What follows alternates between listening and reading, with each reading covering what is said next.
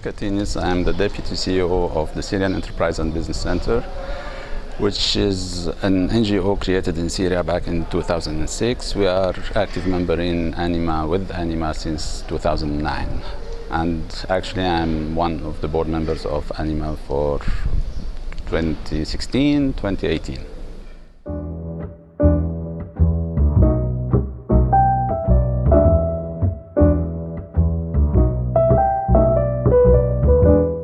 Actually, as you know, probably Syria used to be the hub for the Middle East, but unfortunately lately with the war that is taking place there and with all the international war basically that is taking place on the ground of Syria, Syria is really looking forward to peace, looking forward to get rid of all these terrorists that they have been sent to Syria, and then looking forward to the reconstruction process. So this is basically what we are looking forward for the next year throughout this network, and looking forward to get the experiences, looking forward to get the exchange of best practices between all these members.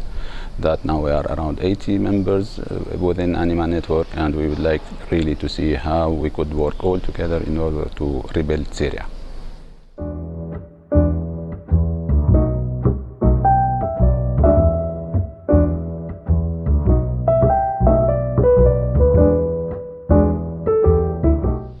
Actually, taking into consideration the latest problems that all Mediterranean countries are facing, like we've heard about the Arab Spring, we've heard about the different revolutions, we've heard about the political difficulties and the political changes.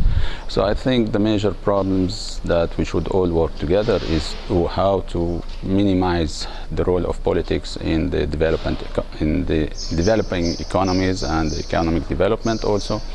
Since the ones who are paying the bill at the end of the day are the Mediterranean people, the people who are living in the Mediterranean, and they are facing difficulties. I could say like the most affected ones are the youth and the young who are living in these countries. And as everybody knows, we are all like young generations. So we need, and these young people are very easy to get manipulated. They are very easy to follow the trends, since they have, all countries actually, they do have like high unemployment rates between these young, and these are the most affected tranches of the economy that could be really developed and could be really used to achieve the development of any of these economies.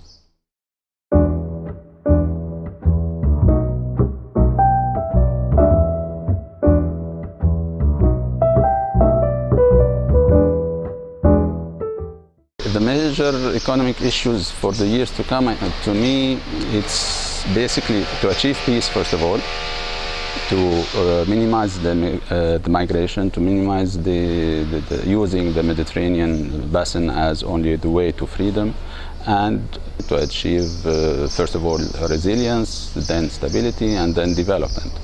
And this is something that I think all different governments throughout the Mediterranean are working on, and also the European Union is trying to give whatever support is needed to achieve this. So for the years to come, I think the focus should be on developing capacities, focusing on vocations, focusing on education, focusing on illiteracy actually, because we discovered that a lot of these guys who participated in these events, apparently they were misled by their ignorance, and to face ignorance is the most important task for everybody who is interested in getting a region of prosperity and peace.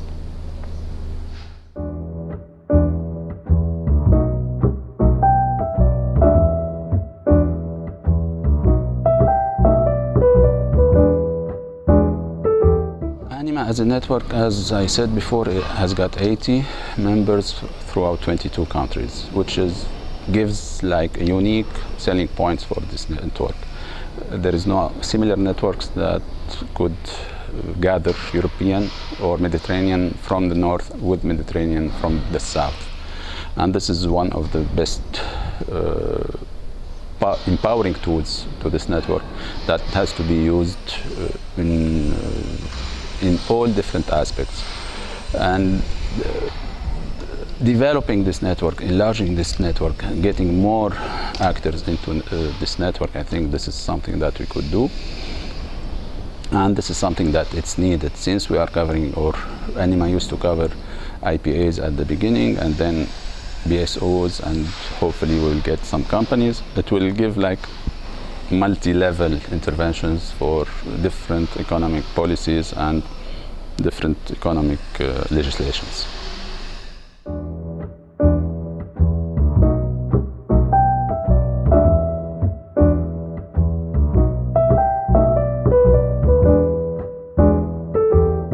The major achievement is still here, that ANIMA is still alive.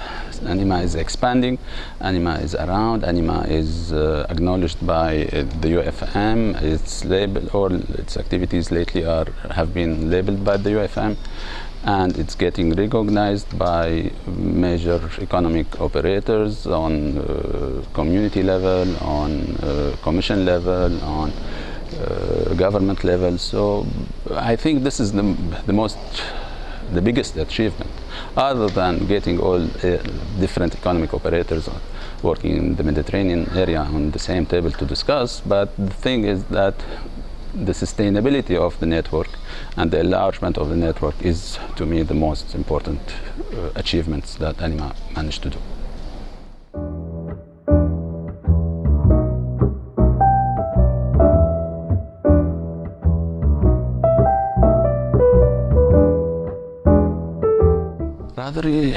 I would rather prefer to see ANIMA more, let's say, more proactive, more getting to be known more. As I said before, 80 partners from 22 countries. I think we can get more, and this is something that we need to focus on, the new strategy that we should be working on. Getting different partners on board, getting different donors on board, and replying more to demand that it should be received from all different entities. It's not only to be focusing on governments nor on BSOs, nor on companies. This is the multi-levels that ANIMA could develop more and more in the future.